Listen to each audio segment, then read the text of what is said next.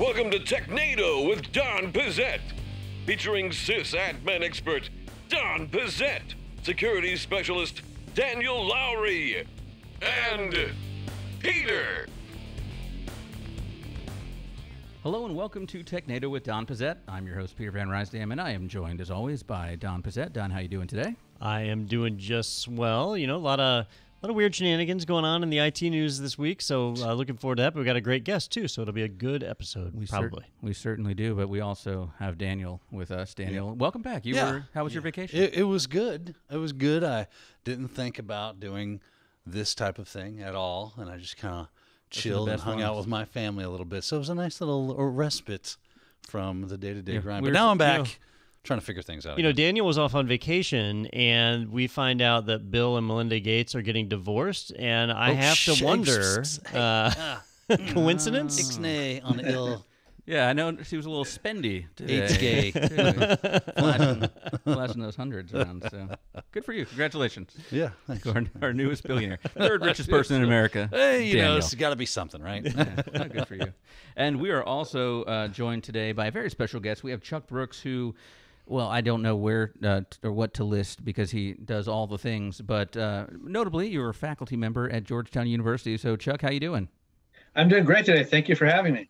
Yeah, we're excited to have you. You've got one of the longest resumes I've ever seen in the history of resumes, which is why you're one of the what does LinkedIn say? You're like one of the people to follow. What is that? One of the top 5 people to follow on technology issues.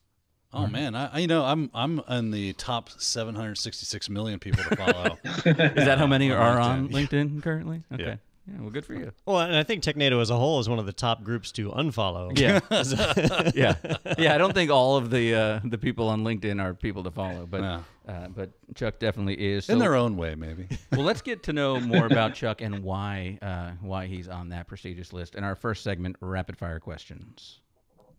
Who do you work for? What's new? Who are you? What's happening? What's wrong with you? All right, Chuck, in this segment, what we're going to do is rapidly throw questions at you. You'll see a timer appear on your screen. You'll have approximately 1 minute to answer each question. If you take too long, Peter will buzz you like that, and then we'll move on to the next question. We are going to kind of rotate through. The first question is coming at you from Peter.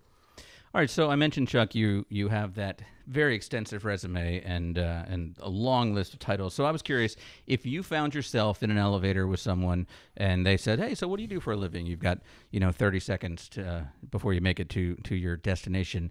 How would you describe what you do? Well, the easiest part to start with is I teach. I teach a graduate school at Georgetown University in the 2 programs, Applied Intelligence in Cybersecurity Risk Management. So that part's easy. And then I get to the consulting part, because I do a lot of different types of things. I've spent my world in a mixture of government and private sector and media and academia. And I've recently retired out of General Dynamics Mission Systems, where I was a strategist for emerging technologies and cybersecurity. And I sort of replicated that on a private basis here, where I'm doing similar things, looking at new technologies and strategies for companies, but also working heavily in brand amplifying. And that's sort of been a tie-in with the recent, the COVID-19 and people going digital. This has been a sort of a boon to my business, because people need to be noticed and networked with. And social media has really taken a new level of importance in the business world, particularly in the security world. All right, now, Chuck, you have received not 1, but 2 presidential appointments, most recently with the Department of Homeland Security. And so I assume you've got some insight into the way that our government is handling itself. And so I've got a question for you. From the outside, from our point of view, it doesn't really look like the U.S. government is doing very much to help stop some of the cyber attacks that are going on right now. Is that, in your opinion, or in your secret knowledge you're not allowed to talk about or whatever, is the U.S. government very active? Are they doing the right things to try and protect us, or is it a game of catch-up? It's sort of both. It is definitely a game of catch-up, because we really, not catch-up, but catch-up. we really, we started out the Department of Homeland Security really trying to defend against weapons of mass destruction, chemical, biological, nuclear, et cetera. And cybersecurity is sort of an afterthought. And then as we became more and more connected, all of a sudden we found ourselves with all our agencies, all our businesses, all our consumers are all connected on the internet. The internet wasn't built for security. So we were sort of coming to this late. and there's so many different elements to it. Cybersecurity is it's so much depth and different aspects to it, from the endpoints to the networks to the routers to the management to the compliance. So it's not easy for anyone, including the government, and usually the government is behind the private sector. In this case, both the government and the private sector are getting hammered, because it's a lot easier for hackers to attack us than to defend us. They only have to be right one time. They could send out 100,000 phishing emails, and one person opens it, and they're in a company. So it's a difficult endeavor, and I think government is trying to catch up. There's a lot now resources being applied to it. Last 5 or 6 years, Congress had no idea what cybersecurity is, and they're starting to learn. And I think it's sort of it's also pivoting with how our country is going in terms of being a technology-oriented country. So, to make a long story short, yeah, we're way behind, but we're trying to catch up, and we're not necessarily doing the best job. But I can't put the blame all on the government. It's on everybody. Yeah, that's not too bad. I blame Russia. Hearing that we're doing something right, and we're not doing everything right, but we're getting there, right? It's a journey, not a destination, right? Now, you have a pretty big following on LinkedIn, or you have a big presence in LinkedIn for sure. And apparently you did a poll asking about emergent tech and what you think, or what the pollsters think was going to be the big deal, and that came up with AI for the next 5 years. Do you agree with that statement? Do you think AI is the big emerging thing, or do you got something else? Yeah, no, I agree with that statement, because I actually wrote an article a few months back on convergence of technologies, and with 5G, with Internet of Things, cybersecurity, material science, and AI is sort of interweaved through all of them. So it makes sense that it's sort of a game-changing technology, because enables to basically do automation. It enables people to do focus on what kind of work they need to do, and it also has capacity to analyze data really quickly. So I think as we get more and more data and metabytes of data all around the world, we'll need this artificial intelligence to interpret it, whether in the medical field or commercial fields or finance or even entertainment. So it's really going that direction. And it's interesting about that poll. I placed it just it's my first poll I've ever done on LinkedIn. It got 120,000 views, and I'm sort of surprised, which shows there's a real interest out there in emerging technology. And I've been passionate about it for years, those emerging tech and cyber, but I had no idea that it's really growing in interest on the social media networks too. Yeah, I mean, I'd make the argument that AI was what voted that many times. Yeah, right. But yeah, you got a point. Yeah, we got to treat our new, artificial overlords very well, so that when they it's become like that empowered, FCC poll a while back about net neutrality. They found all those fake responses. I think that's what happened here. So you mentioned earlier you're retired now from General Dynamics, but you have all these different advisory roles you're on, different boards that you're on. How do you find time for all that? I mean, this is not normal. You get in an RV when you retire and you drive around the country, but you've gone a different route here. Yeah, well, it's not easy, that's for sure. Being an insomniac helps. I do a lot of my writing and stuff at night, but you really have to allocate time. And luckily, boards are not full-time jobs. They're usually meetings, but a lot of strategy and perspective. So that you have to sort of prioritize what they're doing and keep a really good calendar. That's tough. And actually, you're right. I'm 10 times busier than it was when I had one single job or even two jobs at a time. It's just the most difficult one though is always teaching, because it's so intensive in terms of content, and you want to give the best you can to your students. So. I prioritize that, even though that's probably the least paying. But that's only if you want to be a good trainer. I've noticed that a lot of trainers out there really found that sweet spot of not doing much and cranking out some real crap students. You could make the assignments for the students to do your other jobs, basically. Yes, there you go. Well, it does help that everything's online right now. I don't have to be in the George Costanza method, or traveling.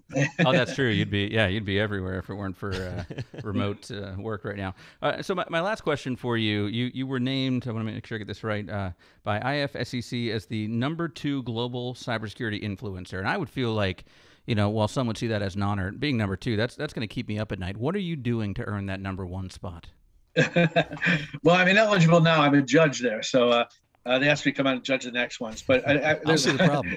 So I try. But you know what? There's really no 1 or 2 or 3 or 4. I mean, there's a lot of great cyber people out there. They all do different things. A lot of expertise. Some are very technical. Stop making me blush. Yeah. But it's also sort of a community. It's a friendly community. I think everyone shares each other's posts. I never see any negativity. And at the conferences and stuff, you meet a lot of the people that are writing and speaking, and it's a friendly situation. We all do dinner.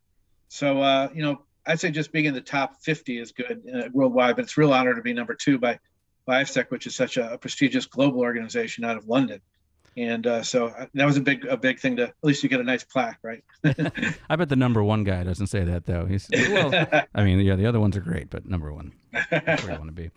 All right. Well, just an honor to be nominated, right? Yeah, exactly. Yeah. An honor to be nominated, yes. Yeah.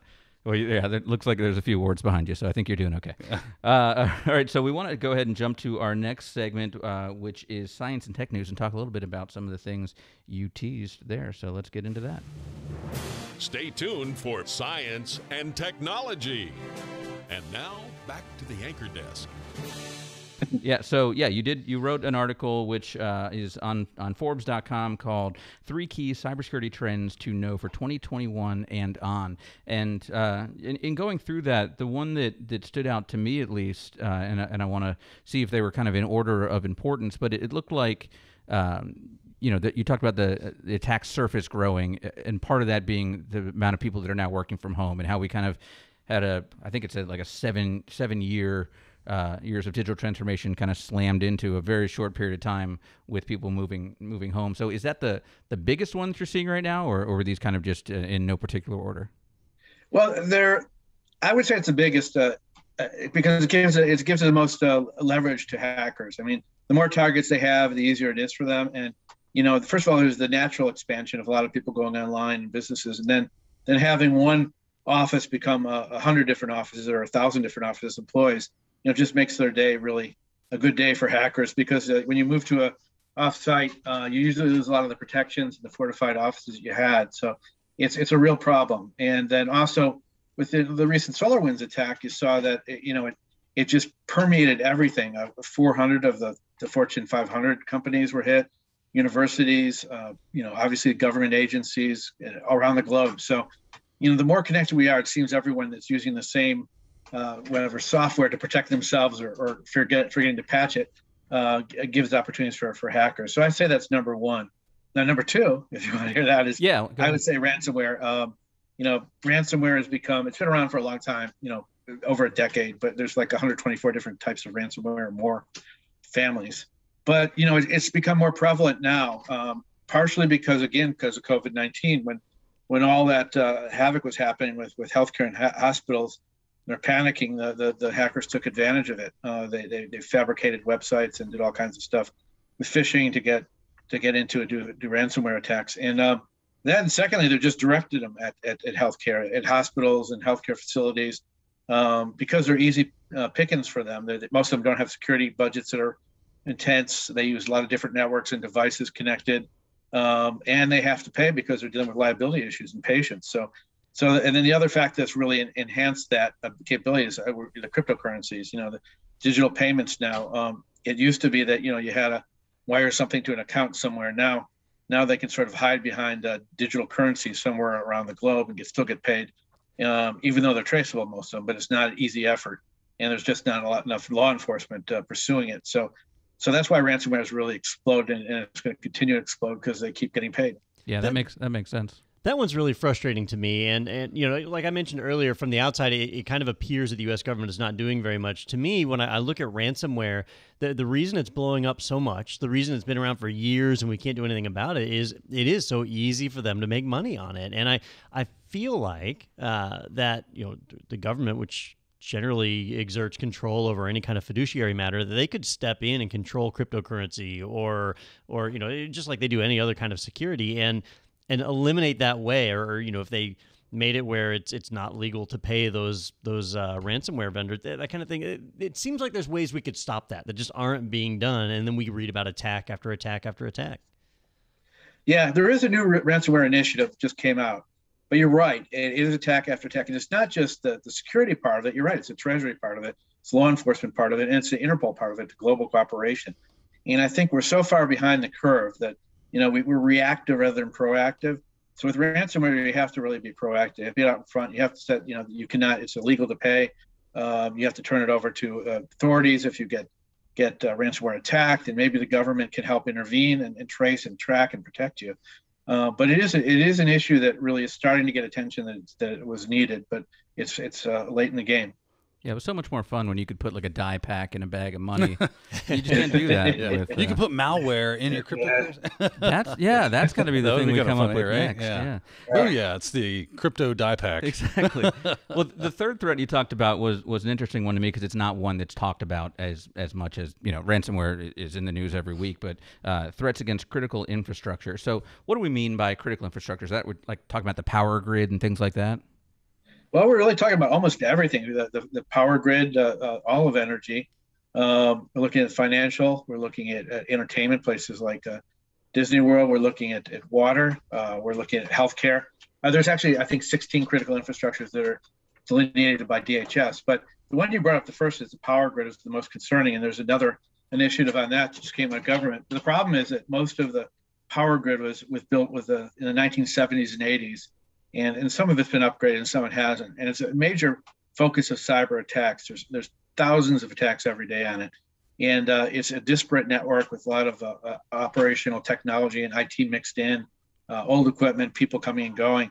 So it's really vulnerability. And there's been pretty studies. If they're able to take out a foreign country or an adversary, able to take out our power grid, it's going to create havoc and a lot of deaths and could be really basically destroy the economy. So I think we really need to look at building security and protocols, not just from the cyber side, but also the physical side and the EMP threat, the flares, solar flares. Because if we lose our electronics, we lose everything. It does seem like the more that they keep connecting all these, ICS and SCADA and OT and all these other, critical infrastructure devices to the internet. They're connecting it to where people can actually touch it and look at it and start to fiddle with it, and therefore it increases the attack surface, and we're getting this problem. It's almost like you're turning a loaded shotgun into a pogo stick, and hopefully it doesn't go off and blow you to hell. Why do we keep connecting these things if there is a very large inherent danger to doing that? Why are we still going down that road?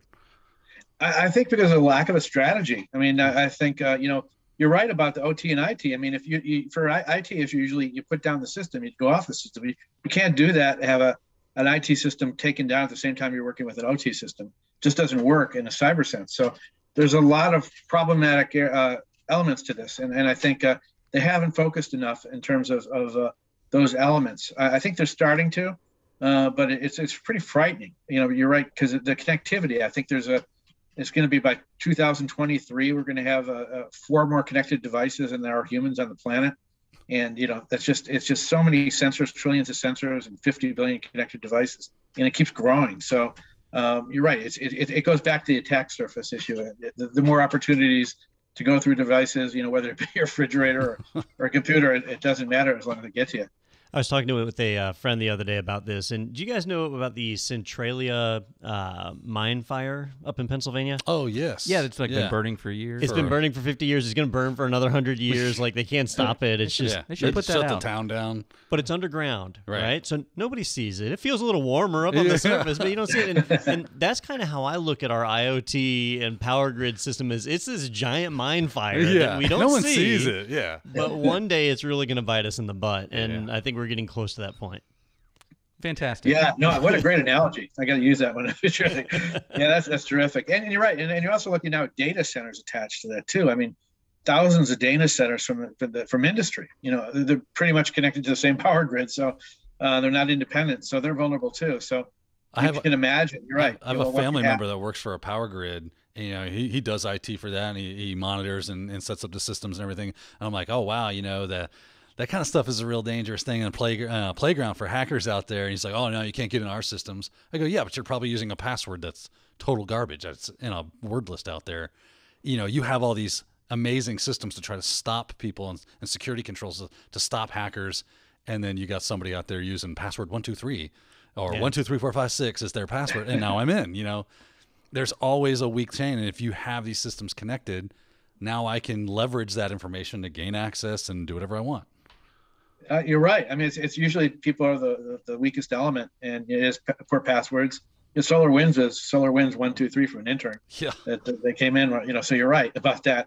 And same with also with the SCADA systems. People come and go, and it's really about access management. And and people, are not that reliable. There's a lot of turnover. Maybe where this person works, it's more fortified, but around the world, it's not quite as good. And there's always ways of reaching it through insider threats, through physical threats, and more easily now, through digital remote threats. So I'm not too confident right now in our security of power systems. You're making me feel good, Chuck. Yeah. I'm still reeling from the fact that Disney World is on the list of critical infrastructure. It's right up there. What do they do? What do you need? You need power. You need water. And happiness. You need You need the spinning teacups. Obviously. You can't let those Mickey Mouse ice cream bars melt. No, that happens. It's just the hell in a handcart. They look weird. Yeah, but you know what? Disney World, if you're looking for an example, I said, where do you get the best security? Look at the place like Disney World and the casinos. I mean, they've mastered. They're always 10 years ahead of on the air gapping, the ability to surveil where people are, and the sophistication of their networks and communications are much better than pretty much any other community except for maybe finance. Why is that? Is that because they pay more? I mean, compared to government? Compared to government, though, I hear Disney doesn't pay that well, but I think you get a lot of perks.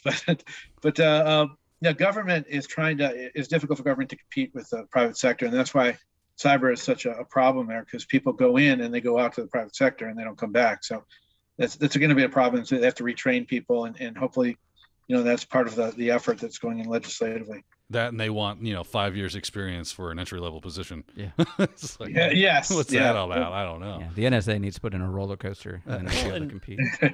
And the casinos have a virtually limitless source of funds, right? And Right. then the theme parks, I think I watched a documentary on this called Beverly Hills Cop 3, where they're able to actually print money using their It's true. yeah. So it makes sense. That all checks out. Works out. Yeah. All right. Well, Chuck, we mentioned a few times, a lot of what you do kind of goes through LinkedIn, where you're very active. And so people can find you there at just search Chuck Brooks, and he'll be the guy. And I just, put in a friend request, so you can go ahead and accept that. And then, Okay. Then I'll be on the Absolutely. list of the guy that knows the guy. Yeah. One of the top 5 people. But what do you got coming up? You got some virtual speaking events going on? I've got a few. I've got one coming up out of Bahrain. It's a Royal Summit in May. I think it's May 15th. We're going to speak on cybersecurity emerging tech. I'm speaking in Sweden later in the year too, and I've got 4 or 5 others on topics related to from artificial intelligence to obviously cyber. Usually been doing maybe an event or 2 a week in the last month. So Wow. it's been really busy because it's easier for them to organize it in a digital sense than it is in a physical sense. You don't have to worry about catering and transportation, hotels. So Yeah, you got to wake up. You got to wake up at 3 a.m. though for a conference in Bahrain, though. I assume. Well, yeah, it's that's the hard Bahrain. part. That's the hard part. Yeah, you can add that to the list. Well, that's really cool. Well, thank you, Chuck, for taking the time. It's really cool to talk with someone with your experiences, the things you've seen, and the things you're involved in. So we appreciate you taking the time out of what we've established is a very busy day. Thank you. I really appreciate it. It was fun being on. Sounds good. Well, stay tuned. We're going to take a quick break, come back with all the news that Don was talking about right after this on Technado with Don Pizzette. IT pros who want to learn on the go? The IT Pro TV Android app is for you. Now it's better than ever with the dashboard view built in. Easily resume viewing, see new courses as they're added, and track your hours viewed. Start up your next episode with the touch of a button to binge watch on the go. Track your progress at a glance, and download episodes as an annual member for offline viewing. Access all IT Pro TV courses with a simple button. Choose landscape mode for larger viewing. Choose your course by category, certification, or job role. Watch anywhere and pick up later on your favorite devices. So head to the App Store and download the IT Pro TV app. All right, welcome back to Technado with Don Pizzette, and thank you so much to Chuck from everywhere. Chuck E. Cheese. Specifically, Yeah, Chuck E. Cheese. Brooks Consulting International. I don't think he's involved with Chuck E. Cheese. But got to start. I kept scrolling down on the LinkedIn, and I eventually just stopped. So he could be. He could have started that, and that's how he's affording all this. Said he worked with a big mouse. I didn't think Disney. Yeah, Mm-hmm. I think Chuck E. Cheese. Chuck E. Cheese, I'm pretty sure that's a rat. Is he? I don't know. But I will say, for my 5th birthday, I had the party at Chuck E. Cheese. Yeah. And back in the day, Oh, that was the place to go. well, Chuck would come around, not Chuck Brooks. Not this I wanna Chuck. clarify that. Chuck would Chuck come E. around Cheese. Chuck E. Cheese with his tail, and he would spank the child No, he would 5 times for your Right, for and your then 5th one to birthday. grow on, right? And one to grow on. I don't think that would fly these days. Oh, no, there's a class action lawsuit waiting to happen right there. There's this drunk teenager in a rat suit who wants to spank your child. Oh, we got a happy camper at Chuck E. Cheese. Yeah. Let's all get in the ball pit now. This got weird. It was weird to start. But anyway, thanks to Chuck. And sorry for that last minute of Technado with Dumb Set. Well, let's get into it. A lot of news to talk about. And our first segment this week is That Makes No Sense. It make no sense, it make no sense, it make no sense. What you talking about, Willis? All right, so our article about this one is about AOL. And originally you would think the big news this week is that AOL was purchased or sold off, essentially. This article could have been AOL, it's still a thing. Yeah, AOL was sold. But it was sold for a lot of money. $5 billion. $5 billion. And the reason Should be is with on the this B. Flashstart article, it says about 1.5 million people still pay for AOL.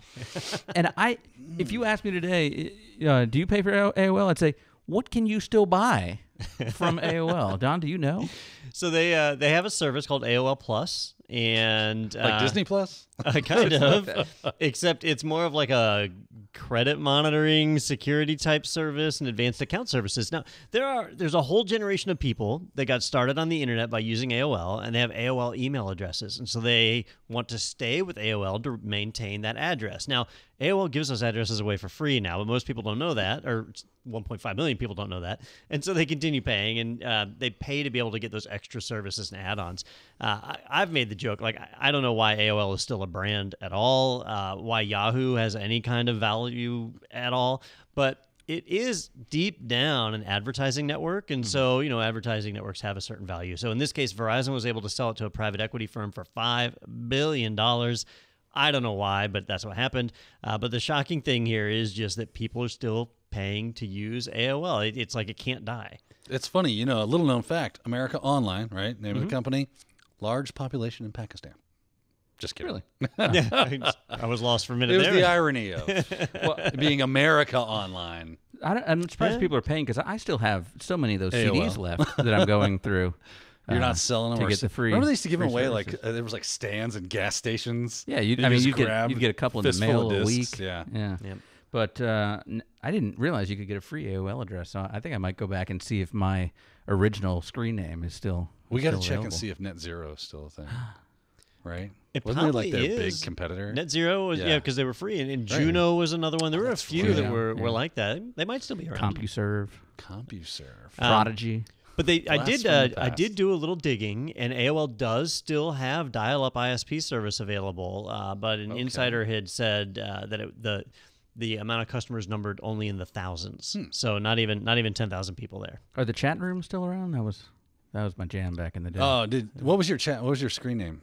I can't tell you that. Mine was Chat Room Terrorist. Oh, that would fly today. Yeah, because this before you had the term troll. That's what we were. I was like 19 or whatever, 18, 19 when that was a big deal. So, but it was fun to mess with people on the internet back in the day. I would literally, do what I guess you would. I don't know if it's social engineering. I guess it was just hacking. I would send messages to people, like private messages saying I'm from AOL and you need to verify your password, and they'd send us a password and we'd go and change their password just as a LARP. Yeah, like not gonna do anything with it or anything. But I mean, that's a crime. I'm pretty sure. That is a crime. And I can say this now because that was way more than 20 years ago. Statutes of limitations. I don't know. All right. Yeah. I don't know if there were laws on cybersecurity back at the time, but There were. I don't know if those would be a specific law yeah. at that point in time, but yeah, they're like we're more worried about the pedophiles here. yeah, as you should be. Yeah. Than the crazy kids changing people's passwords. Good for them over at AOL getting that Really holding on there. getting that money. I'd love to see the age demographic of the people that are holding on to the AOL. When you got to think, Like, where are we at now? It's got to be seniors, 60s right? Yeah. and above. Think, but if a private equity firm is buying it, they see a way that they can make money, whether it's dismantling and selling things off, or. Yeah. but there's not like there's physical assets there. So I'll be curious to see what they do. There's probably intellectual property, patents. I know Yahoo for a while had a very profitable fantasy sports thing. Oh yeah, that's what my friends use and I for fantasy football. So Yahoo Finance is still a big website for financial news. So yeah, and somewhere it said I think they were still in like the top 20 visited sites in the world. So it's got some kind of value. All right. Well, our next segment is a brand new segment that we're calling Doe.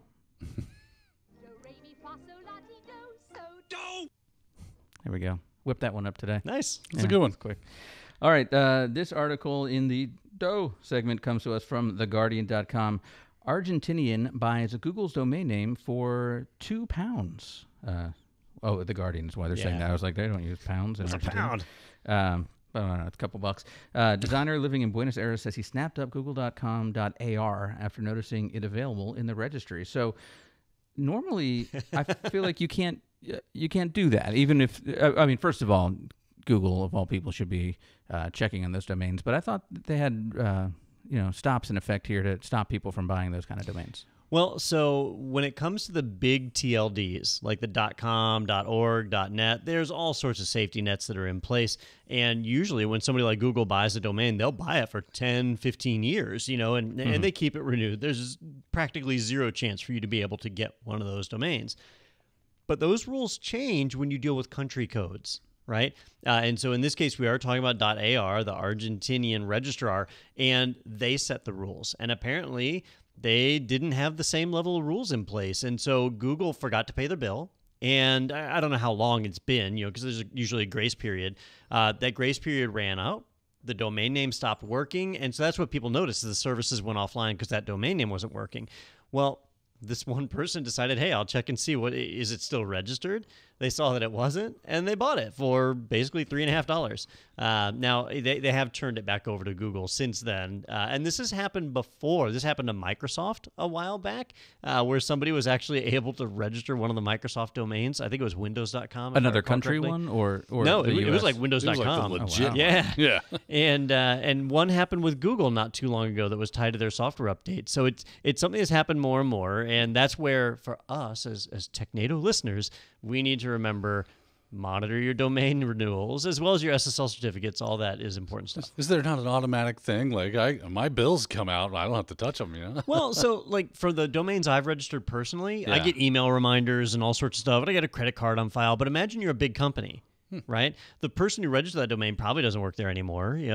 Tech has huge turnover. And how many domains do they own? No corporate account that does this? And the emails, the notifications go to, who knows where that is. And it's just a mess. You have to keep track of it. Well, I check on technado daily just to make sure that you haven't let that expire, because He's never letting that go, are you? Yeah, I don't know that we'll still get the same level of protection from the Dominican government to take care of us. But that's what happened here. And as you said, they gave it back basically because they had some anti-squatting laws in place, but they didn't refund the guy his 270 pesos. Well, I know for me, I've told multiple people when dealing with security for our organization where I'll say, look, our number one most important asset is our domain name registration, right?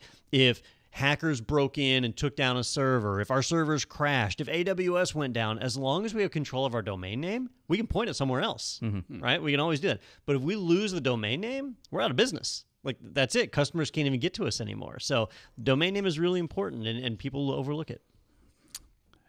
Hey, I remember what I wanted to ask earlier. Okay. This is unrelated, but we're done with this article. Daniel, when you used the example before of a pogo stick replacing it with a shotgun, which way is the gun facing? Which way do you think? Is it facing up? Okay, because I didn't know if it was to shoot you higher into the air. No. Okay. So the analogy was basically doing something very dangerous on the off chance that dangerous thing won't happen, when you probably will. But I don't see any upside to it.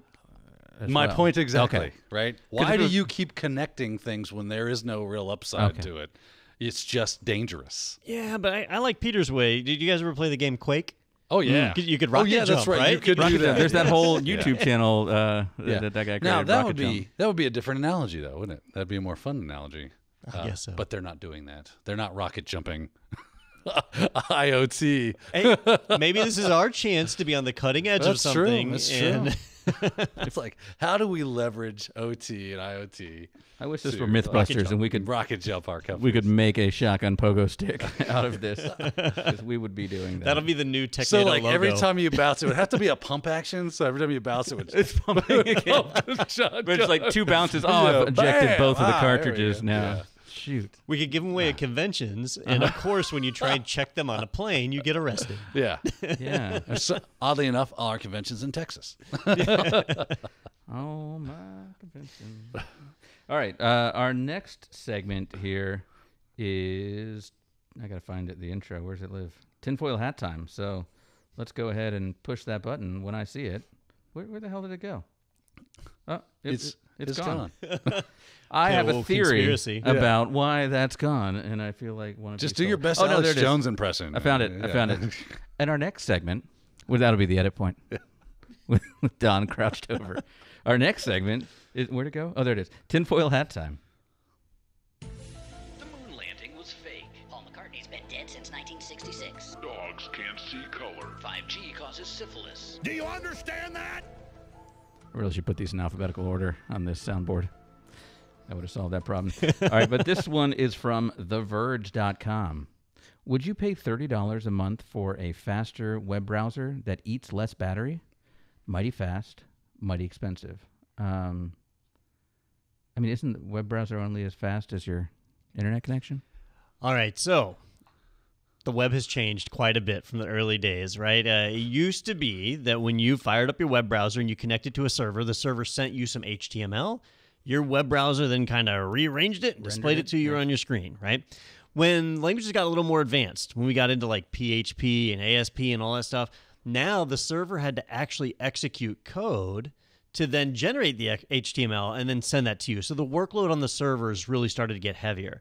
Well, in the last 5 years or so, the servers were getting overburdened, and they said, wait a minute, all these people have laptops and desktops that aren't using their CPU hardly at all. So let's push the workload off of them. And that's where Node.js and React and all these other different things came out, where they start to push that workload off to your own machine. So today, when you go to a web page, yeah, you get some HTML, but you also get a butt ton of JavaScript that your browser then has to work to render and generate and display as the web page you see. So for many people, the more tabs they have open, the more memory their browser consumes, the more CPU they generate, the slower pages load, as it's having to generate all of that JavaScript into actual displayable HTML. It's a heavy workload, right? Now, if you've got a modern computer, you don't really notice that pain. But if you've got an older computer or using a Chromebook, you'll see that it gets slow sometimes. And it's because of the way our current web design is. So this company, Mighty, they decided they were going to launch a web browser. And with this web browser, instead of the browser running on your own computer, the browser's running in the cloud. And it's just streaming down to your own computer. So it's kind of like GeForce Now or what's that crappy Google Stadia, where the video games are running on servers in the cloud and they're just displaying on your screen. And so it's supposed to be faster. Their high-end mega servers on their end are rendering the page, and they're just sending you the image right on down, and that's all you get. So it's faster, consumes less memory. The statement about consuming less battery is because of the lower RAM consumption, and so that's what Mighty is. And you yourself can have access to this great service for the low cost of $30 a month. Seems pretty high. So where's the conspiracy in this, though? All right, so how would you like to take your entire browsing experience and just outsource it? Hand that to someone else to trust. Don't I do that? I mean, Google knows everything. I mean, I'm I browsing trust right now. them implicitly, especially for $30 a I'm month. They paying seem them. legit, Don. So because it's a stream browser session, literally everything has to go through it. So when you're typing in usernames and passwords and so on, that's all got to go to Mighty first, and in a way that they're able to interpret that to send it along. So it's a huge amount of trust. But also there's a little bit of a conspiracy here, because the reason someone would need a service like Mighty is because the servers pushed their workload onto us, and now they're talking about paying to push the workload back onto the servers. So, like, they generated the problem that we're then paying to fix. So it's really a whole debacle. But I certainly would not trust my web browsers, the session activity and all that, to a provider like Mighty, and definitely not for $30 a month. No, for $30 a month, I could just call my ISP and go, So I'm paying this much now. What do I get if I add another 30 on top of that? What's that going to do? You know, and I get it, like they're talking about saving your battery and things of that nature, but I mean, just plug the thing in. Yeah, I plug it in. Yeah, that's a cheaper solution. An extension cord's like $20. I know. And then that's a one-time fee. And Yeah, it's a one-time thing. Or I could rent it out to others to use. Yeah. For 30 I just plug into my neighbor's house with that big orange one I got. So would I, in theory, then... That's a joke. Yeah, of course. Would I, in theory, put my LastPass plugin onto their browser? You know, so in the tech preview they did not show extensions and plugins. But if it is truly streaming it down, then yeah, the plugin would have to run up on the other end. I'd want them to have that. Yeah, just easier. I feel like that was not something for me. Just I don't know. Like you said, I don't trust the company enough to have all of that control over my browsing experience. Well, you know, as we move more and more into progressive web apps, so where applications are actually running in the browser, then this type of service starts to be a little bit more attractive because it is running on high-end systems. You can use a Chromebook and it'll be fine. But I don't know. If you're exhibiting or having this problem, you just need to upgrade your laptop or upgrade your desktop. And if you have $30 a month to spend on that, you've got You're not too long and you're in new laptop territory. Yeah. This is they're not that expensive anymore. I've just heard, just being told that they have sold to a private equity firm for $5 billion. So congratulations. So now when you get your AOL CD, it'll connect directly to Mighty. Yeah. That's how they're going to do it. Yeah, the You've new got AOL browser. browser. We have all your info. Yeah. Congratulations to them. All right, well, I mentioned we just made that dough intro, but we're going to use it again for this next article. Because we love it. Let's roll that again. Give me a little more Julie Andrews. Do, re, mi, fa, sol, la, ti, do, so, do. Love it. All right, this one is from TechRadar.com. Users warned against upgrading to Ubuntu 21.04. Didn't we just talk about Ubuntu 21.04 last week? Was that the Wayland? Just last week, we announced that 21.04 was out and that Wayland was kind of the big feature of it, or at least Wayland by default. Oh, and dark mode. It did have a newer dark mode. Darker? It was already one, Dark mode 2, the darkening. Too dark, too furious. Yeah. Well, if you were excited to get on that train but hadn't done the upgrade yet, well, Canonical released an announcement letting you know that you should probably wait because there was a undetected EFI bug that for many users has resulted in their system not being able to boot after upgrading to 21.04. So this happens, these short-term support releases, the rolling release that occurs every 6 months is not always the most reliable. That's why Canonical says wait for the long-term support versions, the next of which will be 22.04 next year. So right now, 20.04 is considered the latest long-term support release. That's the one you should stay on if you want stability. If you start running the others, like 21.04, you'll get things like this. So anyhow, they have not fixed this bug yet, or as of this moment of the podcast. But they will fix it soon and roll that out. So if you haven't upgraded yet and you want to, just wait until you get word on the EFI bug being fixed. And you're not talking about them bricking machines, right? It's just the operating system won't boot, so you have to reinstall something else. Correct. Yeah. Gotcha. Yep. Operating system seems important. It is important, but if it did something to the actual firmware, that would have been a problem because now you've got a paperweight. That's true. All right, that's a bigger issue. Okay. Yeah. I mean, you essentially have a paperweight until you get do, that. But at least you can use it for other things as well. It's like buying a car. Like, hey, it's a great new car. Engines don't work. Yeah. Nah. But go ahead and just go ahead pick it up. We'll get a guy on a flatbed, take it to your house. We'll give you that new engine later. This is more like running out of gas. So if you put more gas in it, you'll be fine. And you can't put gas in it until they release the gas. Right. There you go. We forgot to put the little filler hole on this car. That is our bad right there. I mean, this article. But when you get some gas in it, this is a sweet machine. Yeah. Purrs like a kitten. All right, good stuff. I feel bad for both of the listeners last week that heard our show and went right out and grabbed 21.04. John Percent told me it was good. We apologize. They heard it. That's the one with Waylon Jennings. I love it. Waylon and hey, if you run it in a VM, it runs fine. Yeah. It's on some of the hardware EFI configurations. Yep. Looks like that Ubuntu got itself in a world of hurt. Yep. Them Ubuntu Canonical boys are at it again. All right. In keeping with a week with all segments, our next one, what do we got, is Who Got Pwned? Let's do that. Looks like you're about to get pwned. Fatality. Yeah! Always so disgusting. All right, our next one is from Krebs on security. Experian API exposed credit scores of most Americans. Have we not learned? Like, are they? I mean, this is basically Equifax all over again, right?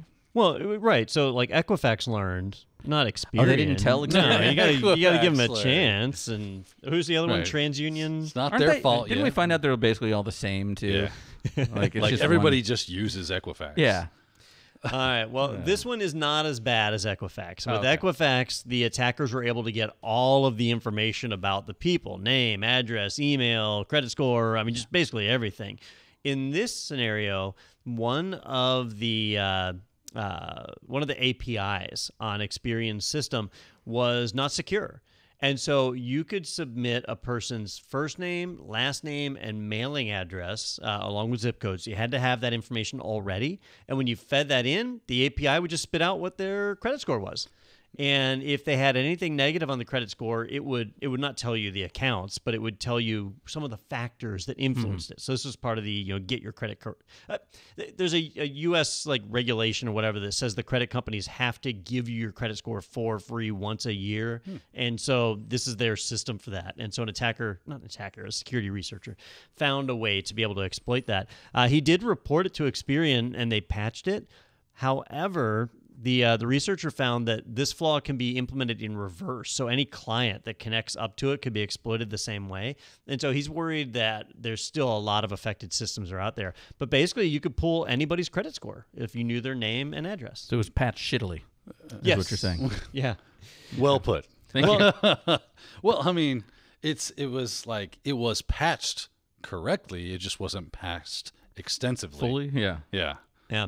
And I guess there's more than one API endpoint that you can get in through Experian. Well, everybody's And- using the same API, right? You just get your own API key and then But they had more than one actual like server endpoint or whatever that you could connect through. And so when he reported it initially, they just shut the one down that he was using. Nice. The others were all still affected. And so, yeah, it's a bit of a mess. You already had to know information about people, but Yeah. what I'm thinking, a way you could use this is, let's say you just bought a massive credit card dump. And so at a minimum, you're going to have people's name and zip code along with their credit card number. And with that information, you could use Google or whatever to find a mailing address to go along with it.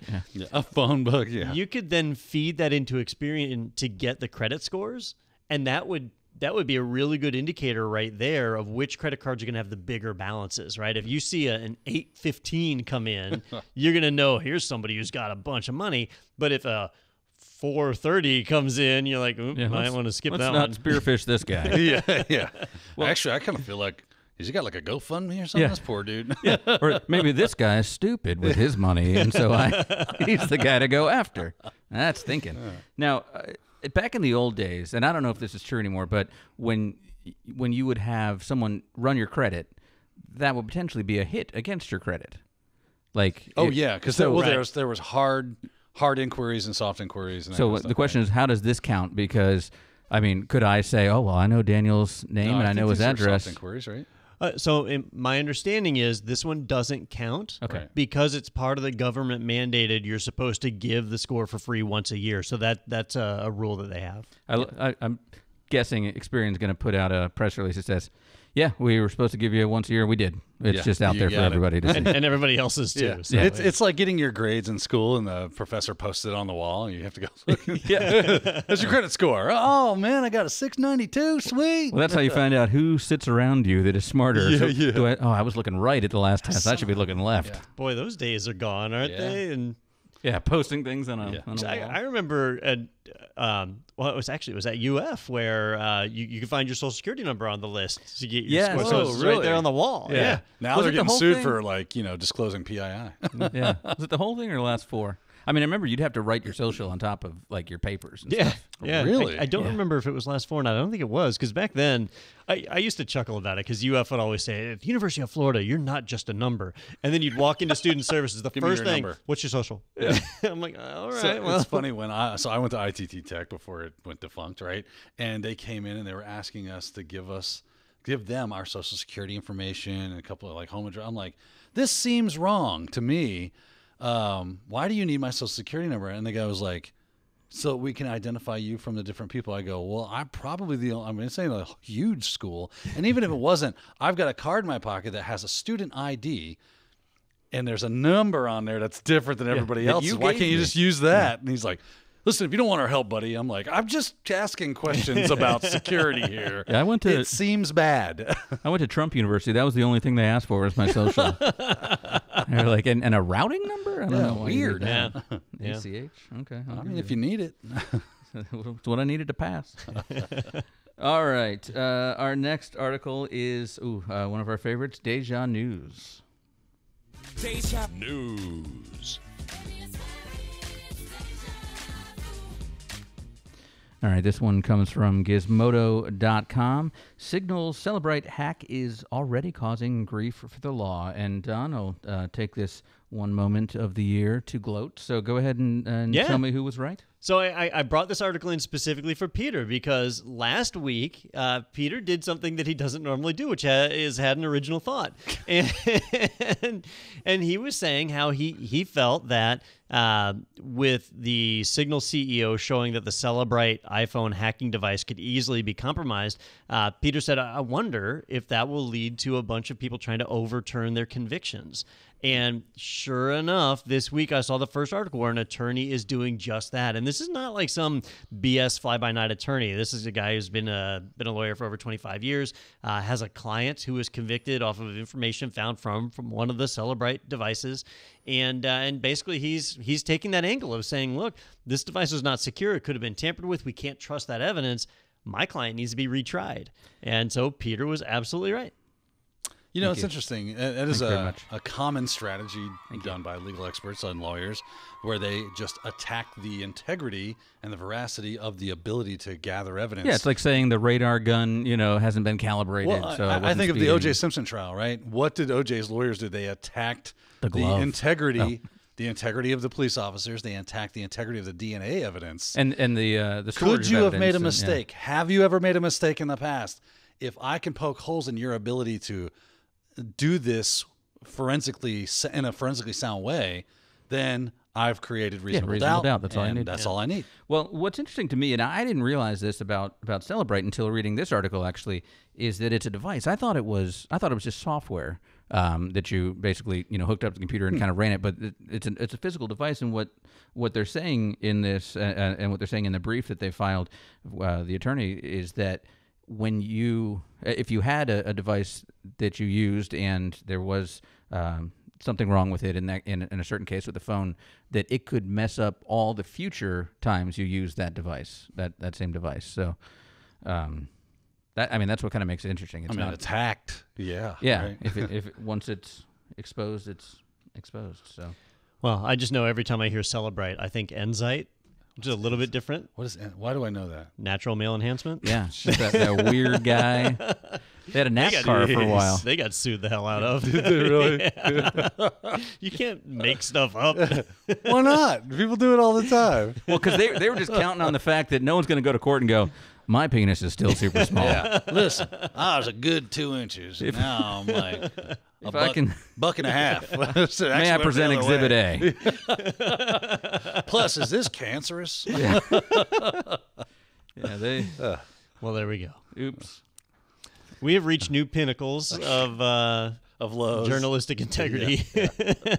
I feel like my boss is going to want me to have some kind of filler in between going from Enzyte to I really enjoyed plugging our with website. You, though. It was fun. Yeah, it was a good time.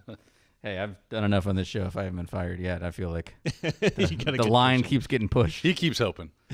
Yeah, I keep trying every week, and they're God, really, that didn't do it. Okay, fine. I took Cellebrite. Nothing happened. Yeah, all right.